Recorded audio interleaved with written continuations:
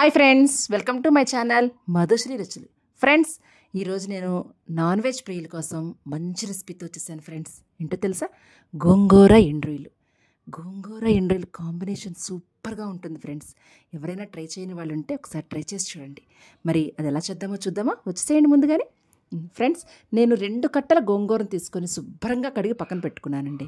అలాగే main ingredient రొయ్యలు, ఎండ్రొయ్యలు తీసుకొని దాని తల తోక కూడా తీసేసి శుభ్రంగా వేడి నీళ్ళలోని ఇసుక లేకుండా శుభ్రంగా కడుక్కొని దాన్ని కూడా పక్కన పెట్టుకోండి. ఓకేనా? ముందుగా ఒక కుక్కర్ తీసుకొని మనం శుభ్రంగా కడిగి పెట్టుకున్న గోంగూరను తీసుకొని అందులో వేసేసి, నేనైతే చిన్న చిన్న టమాటాలు 4 తీసుకున్నానండి. పెద్ద సైజు అయితే మీరు 2 తీసుకోండి. ఓకే, 4 టమాటాలను ముక్కలుగా కట్ చేసుకొని, ఒక ఉల్లిపాయని చిన్నగా ముక్కలు కట్ చేసుకొని, నేను ఒక 10 నుంచి 12 పచ్చిమిరపకాయ ముక్కలు వేసుకున్నానండి. పచ్చిమిరపకాయలు ఎక్కువగానే వేసుకుంటే కారం ఆ గోంగూర పుల్లగా ఉన్నదానికి బాగుంటుంది. ఓకేనా? అలాగే నేను 2 టేబుల్ స్పూన్ పచ్చిశనగపప్పు కూడా వేసుకొని, 1/2 టేబుల్ స్పూను పసుపు వేసుకొని, 1 టేబుల్ స్పూన్ అండి, 1 టేబుల్ స్పూన్ కారం కూడా వేసుకున్నానండి. వేసుకొని ఒక పెద్ద గ్లాసు వాటర్ మాత్రం పోసుకోండి. ఎక్కువ వాటర్ పోయకండి, గోంగూరలో ఆల్రెడీ వాటర్ ఉంటుంది కాబట్టి. ఓకేనా? పైన కొంచెం కరివేపాకు వేసుకొని కుక్కర్ పెట్టేసుకోండి. ఈ కుక్కరు 5 నుంచి 6 విజిల్స్ రావాలండి. ఓకేనా ఫ్రెండ్స్? విజిల్స్ అయిపోయాక కుక్కర్ చల్లారాక చూడండి మన గోంగూర ఎంత బాగా ఉడికిందో. ఇప్పుడు దీంట్లో మనం రాళ్ళ ఉప్పు వేసుకొని, 1 స్పూన్ రాళ్ళ ఉప్పు వేసుకొని, తగినంత ఉప్పు వేసుకొని, పప్పు గుత్తోటి మెత్తగా మెదిపేసుకోవాలండి. చక్కగా గోంగూర ఆకులా ఉండకుండా బాగా మెత్తగా మెదిపేసుకొని పక్కన పెట్టుకోవాలండి. ఓకేనా? ఇప్పుడు మనం ఇలా పక్కన పెట్టుకున్న దాన్ని ఇప్పుడు మనం తాలింపు పెట్టుకుందాం. ఫ్రెండ్స్, ఈ గోంగూర ఎండ్రొయ్యలకి తాలింపేనండి హైలైట్. సో ముందుగా స్టవ్ వెలిగించుకొని బాండీ పెట్టుకొని, నేను 2 టేబుల్ స్పూన్ ఆయిల్ వేసుకున్నాను ఫ్రెండ్స్. ముందుగా దంచి పెట్టుకున్న వెల్లుల్లిపాయలు వేసుకోండి. బాగా ఫ్రై అవ్వాలండి. ఓకేనా ఫ్రెండ్స్? ఎండ్రొయ్యలు కనుక లేకుండా ఉంటే కనుక దీన్ని వెజిటేరియన్స్ కూడా వేసుకోవచ్చు. అది ఎలాగో చూడండి, సేమ్ ఇప్పటివరకు ఎలా చేసామో అదే ప్రాసెస్, ఒక తాలింపులోనే కొంచెం మార్పు ఉంటుంది. ఓకేనా?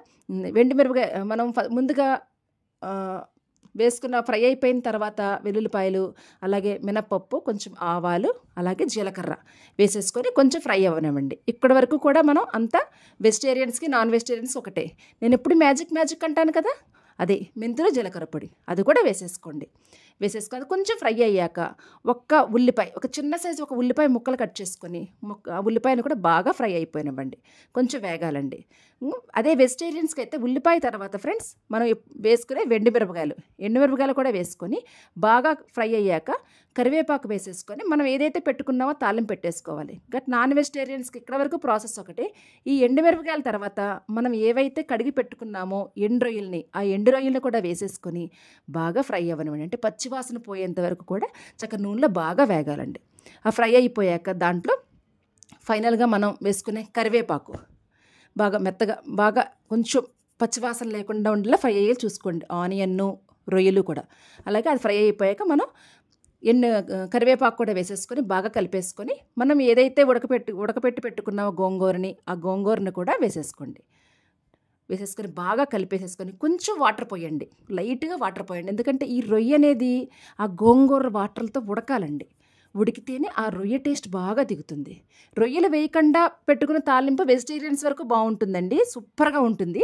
రొయ్యలు వేస్తే నాన్ వెజిటేరియన్స్కి ఇంకా సూపర్గా ఉంటుంది. సో ఒక 5 నిమిషాలు ఉడకబెట్టండి ఫ్రెండ్స్. 5 నిమిషాలు ఉడకబెట్టిన తర్వాత చూడండి ఒకసారి మన గోంగూర ఎండ్రొయ్యలు ఎలా రెడీ అయిపోయిందో. మన వెజిటేరియన్స్ అయినా సరే ఒక 5 నిమిషాలు ఉడకబెట్టేయాలండి, రొయ్యలు వేయకముందు తాలింపు వేసుకున్నాక. ఓకేనా? సో ఫైనల్గా మనం కొత్తిమీర వేసేసుకొని మన గోంగూర ఎండ్రొయ్యల కర్రీ రెడీ అయిపోయిందండి. ఇది చల్లారాక చాలా బాగుంటుంది. మరి ఈ రెసిపీ బాగా నచ్చింది అనుకుంటున్నాను ఫ్రెండ్స్. Please like, share.